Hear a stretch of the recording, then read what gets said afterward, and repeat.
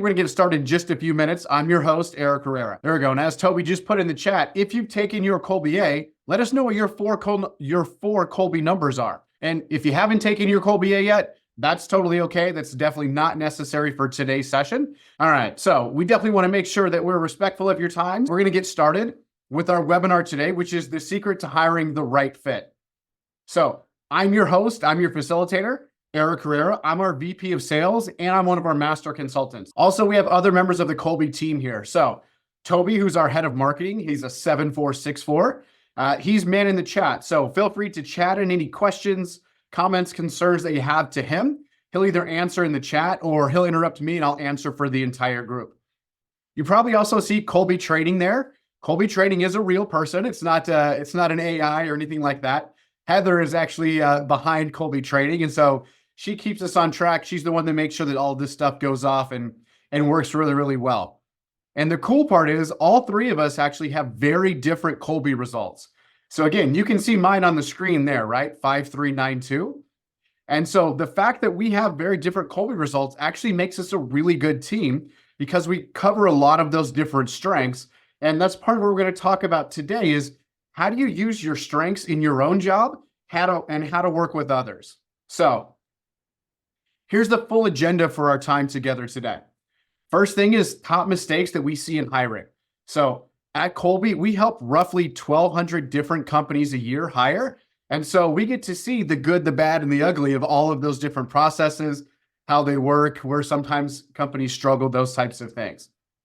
We're going to talk about the Kolbe difference, which is conation, and I'll tell you what that means in a little bit. We're going to talk about our very simple right fit hiring process.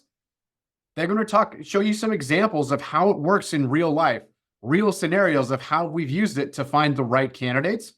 And then we're going to discuss pricing and next steps. And again, all along the way, if you have questions, if something doesn't make sense, please interrupt, chat into the chat bot, and we'll make sure we get those answers for you.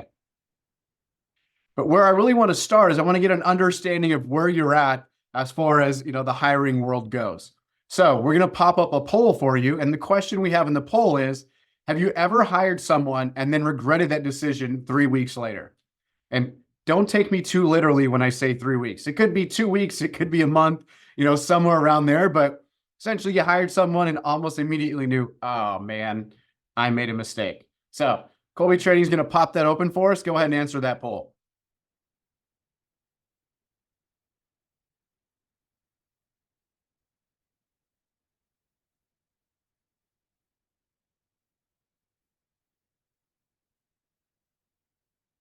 So yes has definitely jumped out to the early lead, not surprisingly. As we got a couple or more folks, we'll give it let's call it another 30 seconds. So we're going to close that poll down.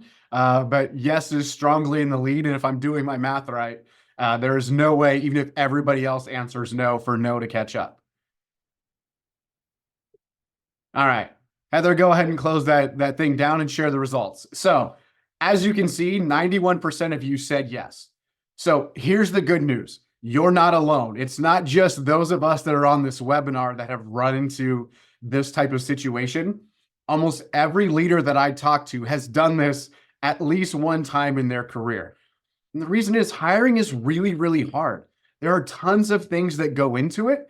And for most of us, our full-time job is not hiring people, right? We have a real job that we do. Maybe we're head of sales like I am, or we're head of marketing like Toby is, or you're head of operations, or you're a CEO, or whatever your day-to-day role is. That's what you do all the time.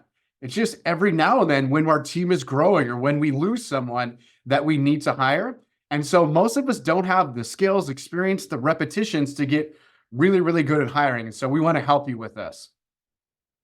And as I mentioned, we help, roughly 1,200 different companies a year with hiring. And so we've seen all of the various mistakes that organizations can make. Here are just a few of the common ones that we see over and over again. The first is blind focus on skills and experience. So think of this as, hey, you know what? This person has been in our industry for the past 25 years. We have to bring them onto our team. Yes, they may have the necessary skills and experience and they've been in your industry for a while, but what happens if they're not a great cultural fit, right? That's not going to work. And we've definitely seen that. Another one that we see is hiring someone who is just like you.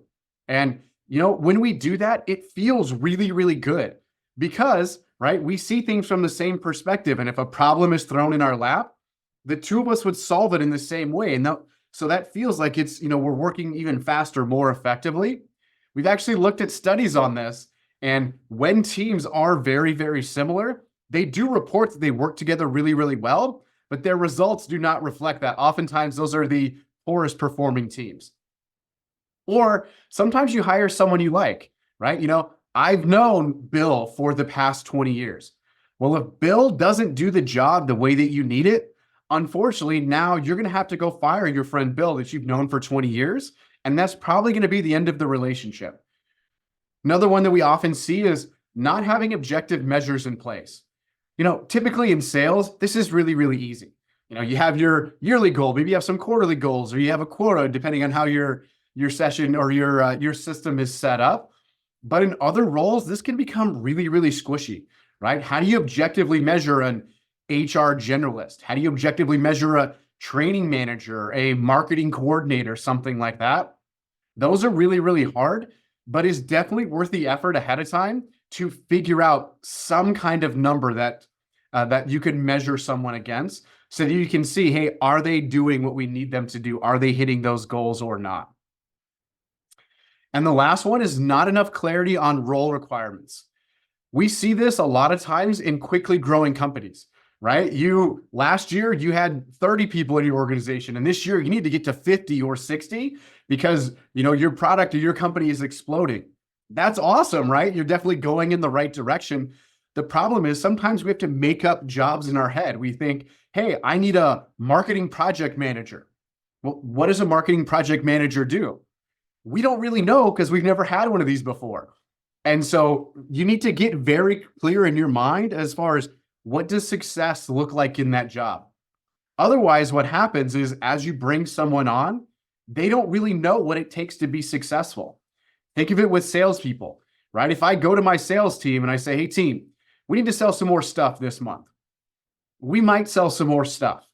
But if I go to them and I say, hey, we need to sell 50 more of X in the next month, very likely we're going to sell 50 or more of X because I gave them a very clear target. That's true for all of us. In our job, we need to understand very clearly, how can I be successful in this role? Most people want to do a really good job. It's just sometimes as leaders, we're not very clear on what a good job looks like. And so these are just some of the common mistakes that we see over and over again. But where it really starts is understanding your own strengths and the strengths of those around you. So part of the reason that hiring is so hard is because people are complicated, right? There are so many factors that go into making all of us who we are. So like I said, we need to know our strengths and the strengths of those around us. There's this concept that goes back to ancient Greece, and it's called the three parts of the mind. So back in the times of Aristotle, Plato, way back then, they were talking about the cognitive part of the mind. The cognitive part of the mind is the stuff that you know, that stuff that's locked inside of your head. Your natural intelligence, or your ability to uptake information, process it, and come out with a solution. You've acquired skills over time, right? Either through practice or going to courses. You've gained knowledge and experience. You've tried stuff and it worked, or you tried stuff and it didn't work. And so you gain those experiences. Those are all cognitive strengths that we all have. Then we all have affective strengths. We think of this as the heart component. Things like motivation live in the affect, right? We all have a reason that we get up and do the work that we do every single day. That lives in affect. We have values. We have values as individuals. We have values within our organizations. We have values in our communities. Also in affect are things like personality. So are you more of an extroverted person, or are you more of an introverted person? As an example, if we have a role that requires an extroverted person, if I put an introvert in that position, what happens when I put them in a room with 100 brand new strangers, right? They're not really going to talk to anybody. They're going to probably hang out in the corner or hang out at the bar and maybe, raise their glass or nod their head to somebody. Instead, let's go find an extrovert. They're going to walk out of that room with 99 brand new best friends. Put them in a position to use those talents that they have. Then there's this third part of the mind. And what we found is most people aren't really aware of it because they've been doing this their entire life, since they were little kids. The cognitive part of the mind is all about how do you problem solve or how do you get stuff done? So, as an example, if it's a random Wednesday morning and I walk down to Toby's office and I say, hey, Toby, I need your help with this. He's a 7 in fact finder. So I know Toby's going to start hitting me with questions. Hey, Eric, tell me a little bit more about this. Now clarify what you mean here, right? I'm prepared for that because that's a strength that Toby has. We all have a way that we get stuff done, a way that we solve problems. That's the cognitive part of the mind. And often that's the missing component in the hiring process. So at Kolbe, that's what we do. We measure the cognitive part of the mind. We measure how you get stuff done. We all have an MO or a modus operandi. If you've ever watched a serial killer documentary on Netflix or Law and Order or something like that, part of the reason the police catch the criminal is because they have an MO, a way that they commit their crimes. Well, you all have an MO too, and that's the way that you get your work done. That's what we're looking at with Kolbe. How do you problem solve? How do you get your work done? And there's actually 4 ways we all get our work done. That red bar that I have is called Fact Finder. We all have to gather and share information. That blue bar is called Follow Through. It's all about systems and processes, organizing and designing. The green one, Quick Start, it's all about dealing with risk and uncertainty. And that last one, Implementer, the yellow one, it's all about dealing with the physical world around us, space intangibles. So for those of you that have taken your Kolbe index, you have these 4 colorful bars and you have 4 numbers. We're not really going to get in today into what those numbers mean or go any deeper as far as what the colorful bars are. We have some options for you. For instance, our Activate Your A webinar that can help you go deeper into your own results. If you have not taken the Kolbe yet, then my advice to you is after this webinar, go to Kolbe.com, click that purple button in the upper right-hand corner, take your Kolbe so you can get your results. Just so you understand what it is that we're measuring with Kolbe. But again, it's how you problem solve or how you take action. So as we think about how you naturally take action or how you get stuff done, I have an exercise I want us all to go through. Make it a little bit more hands-on, a little bit more practical for us. So hopefully everybody has some sort of writing utensil, pen, pencil, crayon, stylus, something, because what I would like all of you to do is take a moment and print your first and your last name. So again, grab a pen, print your first and your last name. All right. Hopefully that was pretty easy. Now what I would like you to do is, if you're right-handed, put that pen in your left hand. If you're left-handed, put that pen in your right hand. Now do the exact same thing. Print your first and your last name.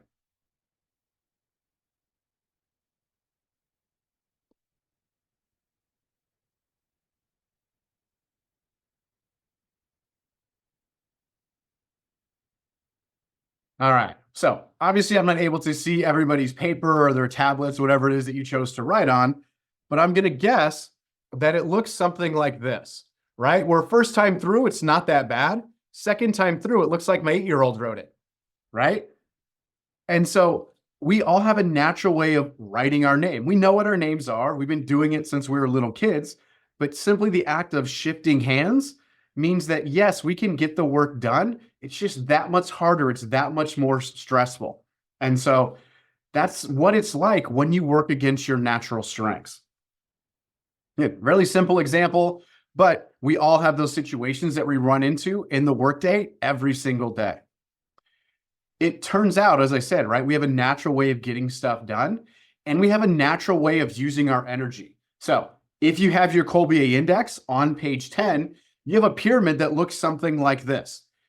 Very simply, what this is saying is, even if there were 25 hours in the day, 8 days in the week, you cannot run 110% full speed for that time. So we got to figure out how to use your energy in the most effective way. Start at the top of your pyramid and work your way down. So for me, because we're looking at mine, the best way for me to get stuff done, just go out and try it, see what happens, come up with a bunch of ideas. Then get the critical pieces of information, adapt and change things as needed, and then finally envision the solutions. If you have different strengths, that's okay. That's perfect for you. It may just be different than me. Again, think back to writing with the opposite hand. You could get the job done. It was just harder. It was stressful. I bet you scrunched your forehead up a little bit more in order to get that stuff done. This is what it's like when you're in a position that doesn't match your strengths, right? We've all probably heard the term, right people, right seat, or right butts, right seats. That's really what we're talking about here is let's put people in a position to be successful so that they can just show up and be them. They can use their natural talents, the strengths that they have. And yes, that sounds amazing, right? And it kind of sounds like I'm describing utopia. However, it actually bears out in the real world too. If we put people in positions where they're not using their strengths, it has a tangible cost to the organization because that's when folks start to turn over. And turnover is really, really expensive. So if we're looking at, frontline near minimum wage type of workers, the Department of Labor's minimum estimate says it's going to cost your organization $11,713 in hard cost. Again, that's frontline near minimum wage. I know this report is probably, 2 to 3 years old. Given inflation, that number is probably higher now. And so again, every time somebody walks out the door, they leave your organization, it costs you almost $12,000. That's for frontline. If we go, if we look at additional costs outside of the hard costs, experts say that it's probably at least triple that. So, let's rough estimate it at, at least $36,000. That is what it costs your organization when somebody leaves.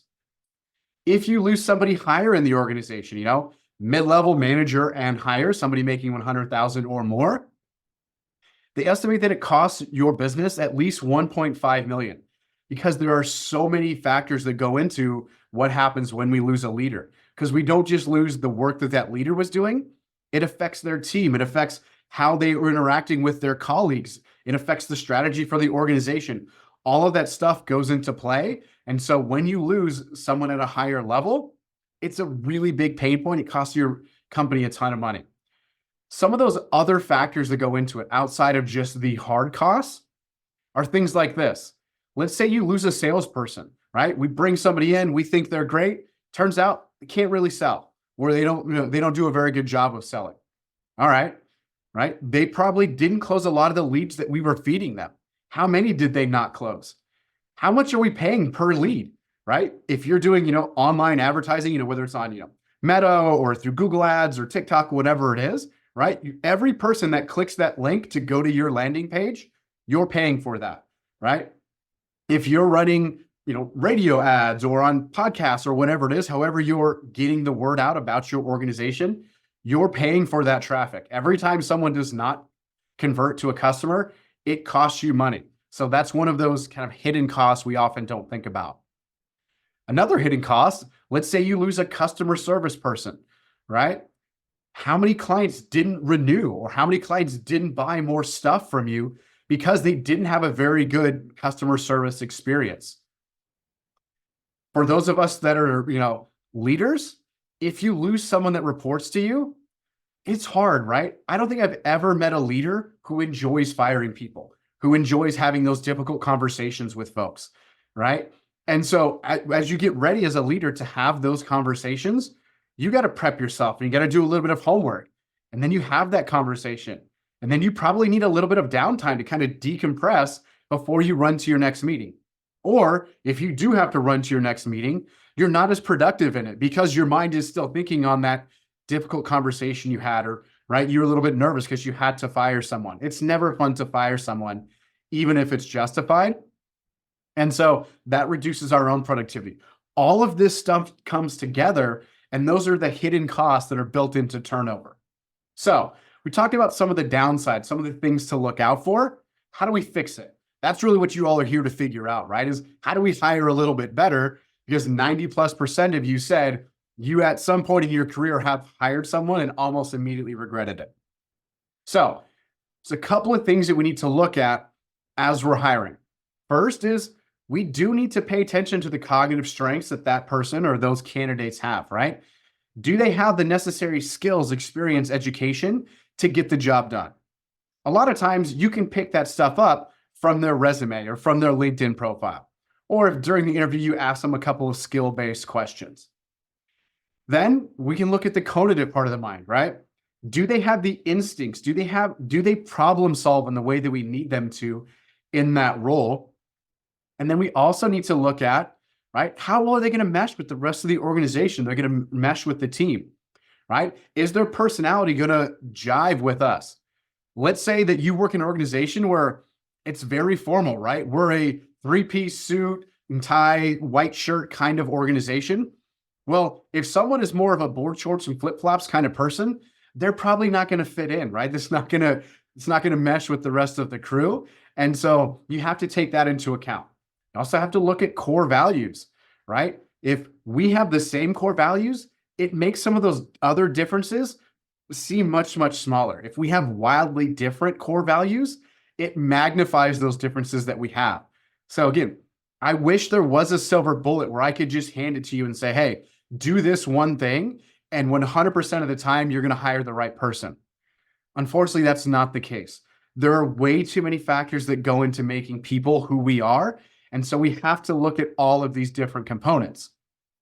But what we can do is drastically increase your likelihood of success by adding a simple cognitive measure into your hiring process. So what does that look like with Kolbe? Because again, that's what we measure. We're the only ones that measure the cognitive part of the mind. Try to make it as very simple as possible with our RightFit hiring solution. Step one, we have to define the job requirements. How does that job need to get done every single day, right? What do they need to do to be successful? Got to get that clear in our mind. Then we have a tool that can help draw that from you. Then what we also know is it doesn't matter how smart, skilled, capable you are. If you and your boss constantly butt heads, it's not going to work. So we have to figure out how well is that person going to work with their new boss? How well are they going to, kind of jive or mesh together? If we understand how the job needs to get done and how that their boss is going to work, we use those two components together to create what we call a job profile or a job model. Now you say, hey, this is what success looks like in our customer service position, our director of operations position. Great. Now we can start to measure candidates against it very simply. We can say, here's the model. Does this person look like the model, or is it wildly different or somewhere in between? So again, we've tried to make it as easy and simple as possible. 4 steps. How does the job need to get done? Are they going to work well with their boss? That creates the model. Then we measure candidates against that model. Really, really simple. Total time to do all of this stuff, probably less than 30 minutes. So, and that's kind of high level how the process works, those 4 steps. Let's be a little bit more practical. Let's show you exactly what this looks like. So, we need to know how the boss does stuff. So we would have the leader, whoever is the hiring manager for that role, take the Kolbe A. So we can figure out how that leader naturally does things. Then that leader is going to tell us through a separate assessment, here's how the job needs to get done. Then in our system, we literally press a button and it creates what we call a range of success. You can think of it as that job model. Now, this is what your model looks like. If it helps, make it a little bit easier. Kolbe A plus Kolbe C equals range of success. Cool. Now we know the range of success for this specific position. And I know because we obviously asked you some questions ahead of time. Some of you said, hey, I'm hiring a salesperson. What's the right Kolbe for my salesperson? Or I'm hiring for an assistant. What's the right assistant for me? The honest answer is it depends. We intentionally don't have, off-the-shelf job models where I can say, here's what the perfect salesperson looks like, or here's what the perfect executive assistant looks like, because it varies organization by organization and leader by leader. Really simple example, we've looked at this. Sales, right? So I need an amazing salesperson. Awesome. We've looked at people who sell, let's say, $1 million SaaS products in the Fortune 500. And we've looked at salespeople who sell Hondas at the dealership around the corner from our office. While both are sales, those are different models. And so you want to figure out what is the best model for you in your business for that leader that's hiring. That's what that model is created. It's custom to your business. That increases your likelihood of success. All right, so we have this model for success. We have the job model that you can measure candidates against. Now you have candidates go through your normal hiring process and you see how closely do they fit. So just as an example, we have an admin position that we're hiring for, let's say, right? All right, we have an admin role. I applied and said, hey, I want to be your admin. If you can see there, it says range of success grade, and you see an F right next to that. We use the same grading scale that we get in school. So A, really good fit. F, not a good fit. So looking at this, you should not hire me as your assistant or as your admin. I would be terrible at that job. I have lots of other strengths, lots of other things I would be good at. Being an admin is not one of them. All right, I see a question from Tom. Yeah, so Tom's question is, do you ever look at the Kolbe A's of incumbents to build the role? Yes, if we have enough. So I'll give you an example. Let's say you have 50 salespeople across the country selling your stuff. We would look at those superstars, those high performers that you wish you could clone. And yes, we would take a bunch of their Kolbe A's and we would blend them together to then create the model that says, here's what success in sales looks like in your position. And that would be true for customer service, IT help desk, whatever replicated role that you have is. So yeah, great question, Tom. All right, so as I said, right, we build the model, then we have candidates come through our process and we measure them against that model. I use myself as an example, but let's look at some real life examples here. So this was an organization where they were looking for a brand new CEO. They were in a transitionary period. They really needed to grow. One of their internal candidates, his name was John, and he raised his hand and said, yes, I would like to be CEO. So the selection committee of the board, they created the model for the job. They said, hey, here's what our next CEO needs to look like. Then we had John take the Kolbe A. Very simply, we measured them against it. So you can see John got rated as an F, meaning he's not going to do the job the way that the board needs him to. Does that mean that John's not a good guy or that he's not a valuable member of the team? Absolutely not. John actually was a very valuable member of the team, and he was great at the role that he was in. He just wasn't the right fit for CEO. Again, you can see on the right side there, we have the range of success, the job, and we have the person, John. And then in that report that we create, we measure them against it, give you that grade, but we also tell you, all right, here's what to expect from this person. Here's how they're going to do things. And we look at each of those 4 action modes. See a question from Athena. All right, so Athena's question is, I've taken the Kolbe A. What are the next steps from there? So very simply, Athena, the next step that you would take is you would need to complete what's called the Kolbe C. That would identify what's needed in that role. And then on our end, we would blend those together to create the model. And look, obviously I'm oversimplifying this a little bit. We don't just, spin the wheel and blend those things together. There's an algorithm that we've created that weighs each of those factors. But that's very simply, we press the button, it combines those together, and that's what creates your model. It's also how we grade candidates. The Kolbe C is different. The Kolbe C is part of the range of success. So the range of success is the combination of the Kolbe A and the Kolbe C together. That's what creates your range of success. So think of it as A plus C equals range of success. Great question, Alan. All right. Let's look at another real life example, the client that we were working with. All right. So software engineers, right? So this organization was hiring software engineers. They interviewed Susie and they were like, Susie is fantastic. She has the right background. She went to the right schools. She's, works in some of the right organizations for this team that we're building. So those leaders built a model and said, our ideal software engineer looks like this. In this case, it's a 6 to 8 in the red one called Fact Finder, 3 to 5 in follow through, 4 to 6 in quick start, and 3 to 5 in implementer. Susie then took the Kolbe A. As you can see, just kind of looking at those shapes, she's fairly outside of that shape. So she got graded as a C minus, right? She's, again, not a very good fit for this role. Does it mean she's not a smart person? Absolutely not. I met Susie. She was a really, really smart person. She just didn't get the job done the way that the team needed them to. Hey Eric, we Yeah. give grades. We give grades from A all the way down to F. What is your general recommendation for, hey, don't hire anybody if it is a certain grade? Yeah, great question. So our general rule of thumb is B as in boy, B minus or higher. Continue them in your interviewing process.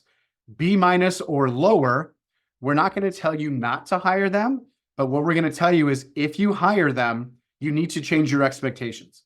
Otherwise, you're setting them up to fail, right? Because you're putting them in a position knowing that they don't fit it. So, kind of a crazy example, something we helped with. We helped an organization that was hiring nuclear engineers, people to work literally at a nuclear power plant. There were like 3 people in North America that fit this. The person they ended up hiring didn't exactly fit the model. They were below a B minus, but they only had 3 options. The other 2 didn't want the job. So they had to change the expectations and they redesigned the role a little bit. So Ben, what happens if you're the owner and you get an F?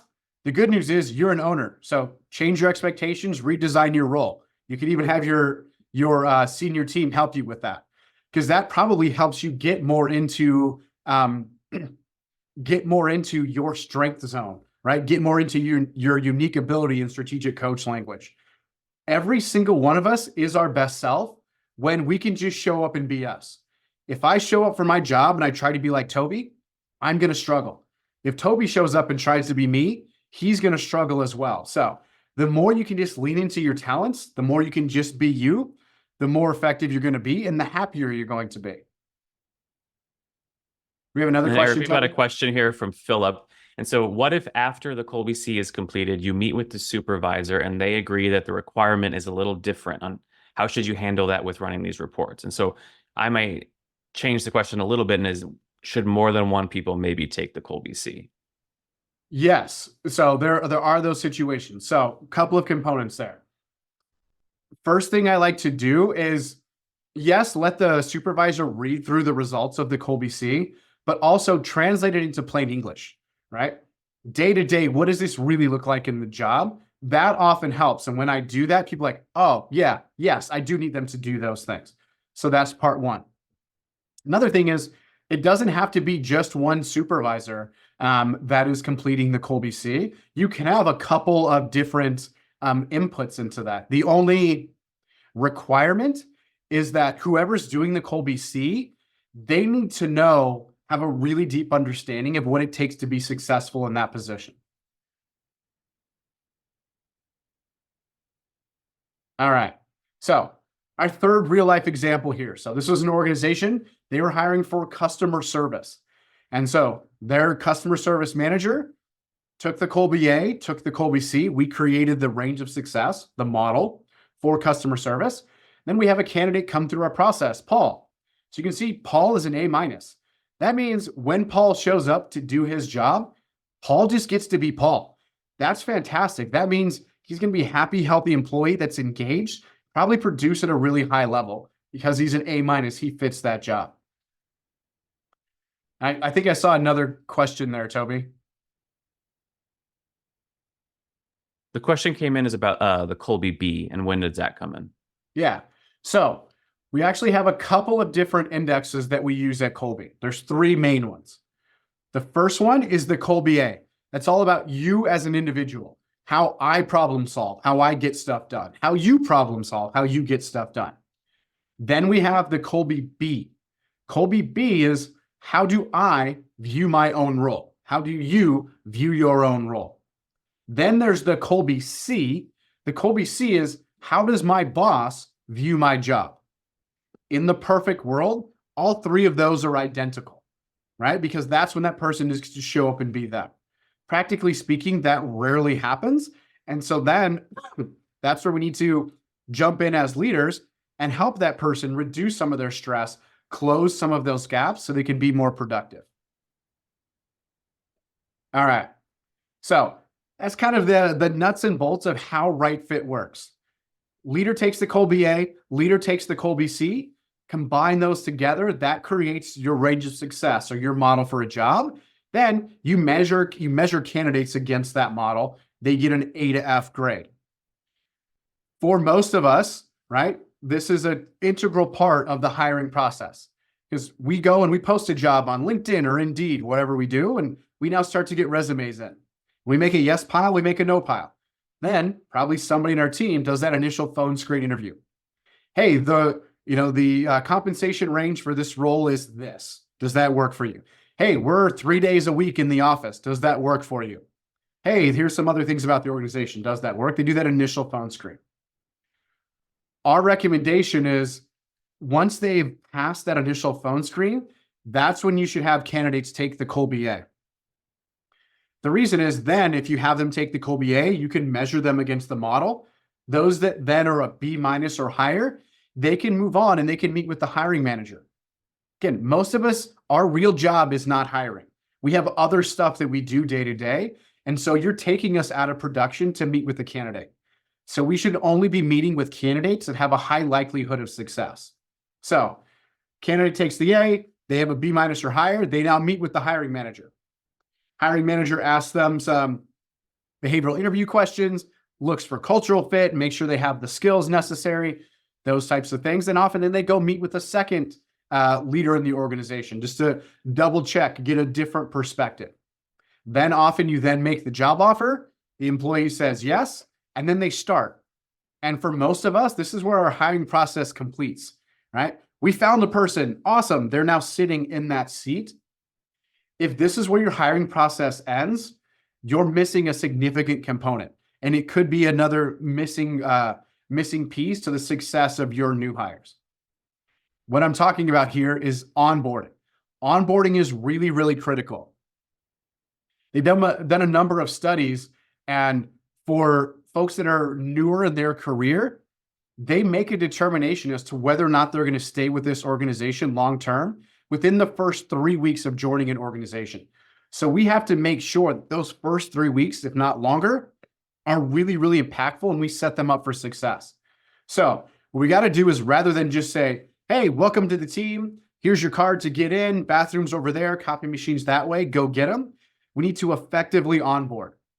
So what effective onboarding looks like is we need to, like I said, do it successfully, because that is what turns people into successful employees. I've seen some questions go by, Toby. Before I jump into onboarding, what do I need to answer? Yeah, Alan is asking how you weigh the significance of compatibility versus the requirements of the role. So when the range of success is being generated, which takes precedent? So it's a bit of the secret sauce, right, is how the algorithm works. But what I'll tell you is how the role needs to get done is weighted more heavily than working with the leader. The other question, which I answered in chat, but is should you take the Kolbe A after 14 years to make sure it's the same? And generally speaking, the answer to that is no. Correct. Yeah. We do what are called test, retest reliability studies. We've done those out to 20 years. Over 90% of the time, we see no significant statistical change in the results. So in plain English, it doesn't really change over time. Could you go from a 7 to an 8? Sure. Practically speaking and statistically speaking, it's not really a difference. So great question. So where we left off was, right, we need to also, as a part of our hiring process, include onboarding. So here's what effective onboarding looks like, right? If I hire somebody brand new, let's say Nicole in this case, on day one, I need to show Nicole, here's how to communicate with me effectively, Nicole, and here's how you can work with me, here's how I can work with you. All new hires have that weird get to know you onboarding phase, right? It is what it is. Everybody has that, but this can really cut that down so you can kind of hit the ground running working with that new hire. So on day one, when that person shows up, hey, all right, here's the natural you. Here's how you do things. I'm your new boss. Here's how I naturally do things. Here's how we can work together really well. And here are some potential friction points that we should be aware of. If we do that, it kind of lowers the tension and it gives them a guide for how to successfully work with you. That, again, should be on day one. Within the first week, something else you need to do is show them how to be successful in the job. Remember back where I said, right, give them that target. That's what the Kolbe C is. The Kolbe C says, here's how to be really, really good at your job. Share that with them. Talk them through it. Give them your expectations of how to be a rock star in this role. So that's another factor that goes into successfully onboarding folks. And of course, right, you want to meet with them. The first couple of weeks is probably every single day. After that, probably at least once a week, you want to meet with them, do a check-in. How's it going? What's working? What's not working? Help them solve some of that problems so that you can kind of coach them back towards success. Then at about the 90-day mark, what we want to do is we want to have that new hire take what's called the Kolbe B. Again, the Kolbe B is, how do I see my own job? By about 90 days in, they have a pretty good handle on how their job needs to get done. And so we want to say, all right, here's the person's Kolbe A, have them take a Kolbe B. Are they pretty similar? Awesome. They're leaning into their strengths. Are they very different? If so, that's our opportunity as leaders to jump in and close that gap. Because if we don't, and they keep going off course, right, they're going to continue to go more and more off course, and they're highly likely to turn over.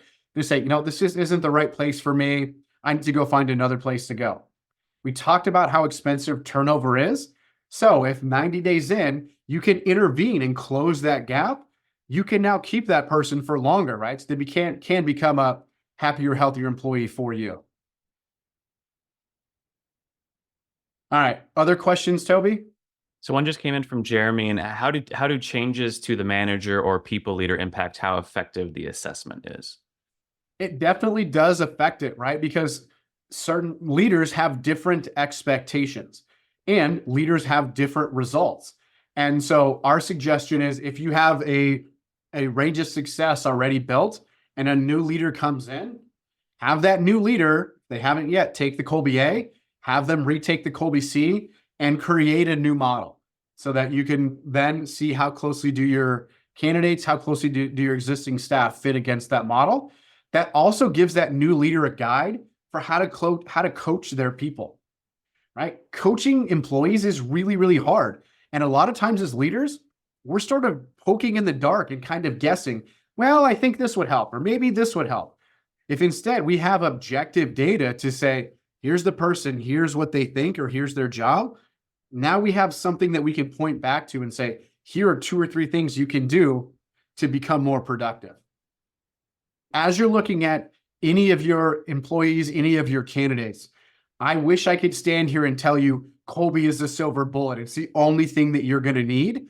Toby and I's job, it would be way easier if that was the case, right? But unfortunately, people are super complicated. There are lots of stuff that goes into making us who we are. So you have to take a comprehensive hiring approach. You have to look at the skills and the experience that folks have. You have to look at their motivations, their values, their personality, and you have to look at the cognitive part, how they problem solve or how they get things done. Then you also have to take a look and say, how well are they going to work with their boss? How well are they going to work with the rest of their team members? And as leaders, we have to give them immediately actionable advice. Hey, Toby, your strengths are this, but you're doing your job like this. Here are 2 or 3 things you can do to close that gap. All of those things together are going to drastically increase your likelihood of success as you bring new people in. All of us as leaders have made a mishire. We've hired the wrong person. It's okay. You're not alone, right?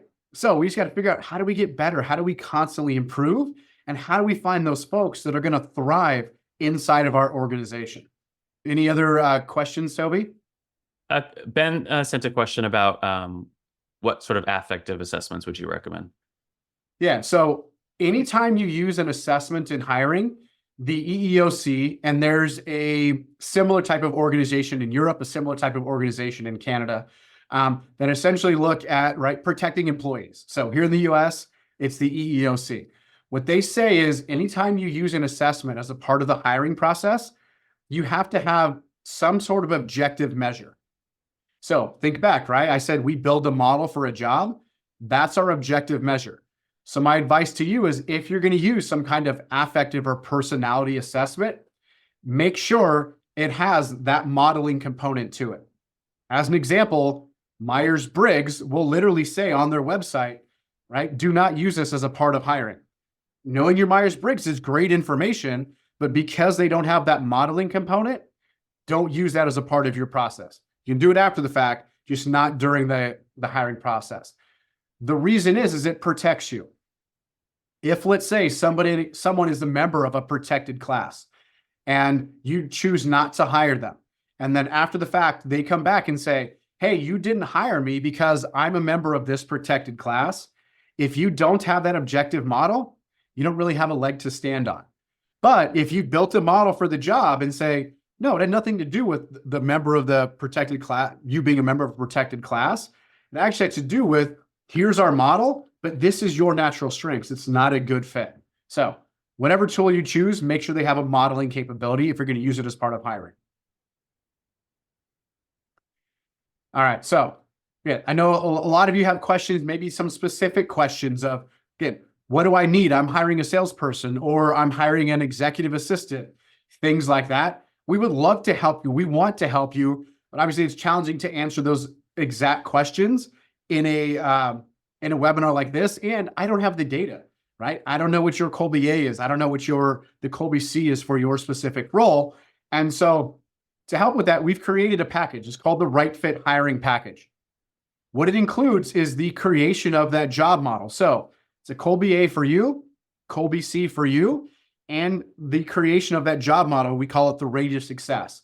What we also know is you're going to have questions.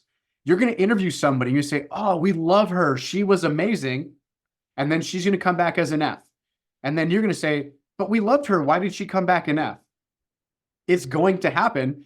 And so we also built in a 30-minute coaching session with one of our consultants to help you answer those questions or help you dial in your model. Toby, what else do I need to answer? How does the pricing work in terms of the A's for each candidate? Yeah, great question. So we obviously have volume pricing depending on how many folks you're hiring.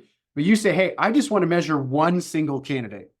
A single Kolbe A is $55. And again, as you increase in volume, the prices can decrease from there.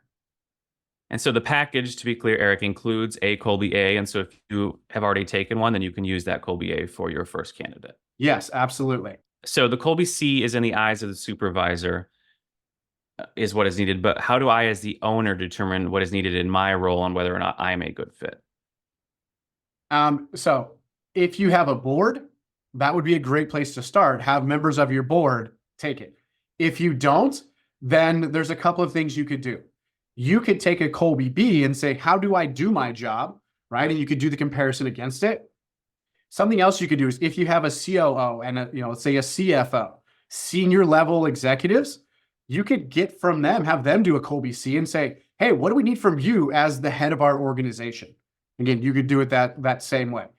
But you're the owner of the business. You're probably not going to fire yourself, right? That's okay. But if you at least know where those gaps are, now you can start to delegate some things, get some things off your plate, redesign your role a little bit so you can lean into what you're amazing at. And then, Eric, what does the ongoing support look like from Kolbe? So is there a representative who can help interpret the results? Yeah, absolutely. So there's a couple of pieces to that. As you saw when we were showing those candidate reports, we've made it really, really easy, right? A through F on the grid. So if Toby's my candidate, if Toby comes back an F, he's not a very good fit. If he's a B- or higher, Toby's a pretty good fit for the role. We also have our account management team that you would interact with. That's your go-to person. So ask them questions. Say, hey, I'm looking at this. I don't quite understand. They're happy to help you give some, brief insights, those types of things. If you want to go really deep and you have 4 or 5 candidates, you're not sure which one to pick. That's why in the package, we included a 30-minute consult with a master consultant like myself or other members of the team. So we can go really deep into the candidates, the roles, those types of things. All right. Well, I want to thank all of you for spending some time with us today. Hopefully this was insightful. Hopefully you got something from it. Again, I know hiring is hard. The good news is you're not the only one that feels that pain. We feel it at Kolbe. All of our clients feel that. And so we just want to be your resource. We want to help you be more successful, increase your likelihood that whoever we bring on board is going to be a valuable member of the team and going to be highly productive. So again, thank you for spending some time with us today. If you have questions, reach out. Go to kolbe.com/hiring or shoot us an email at info@kolbe.com. Thanks, everybody.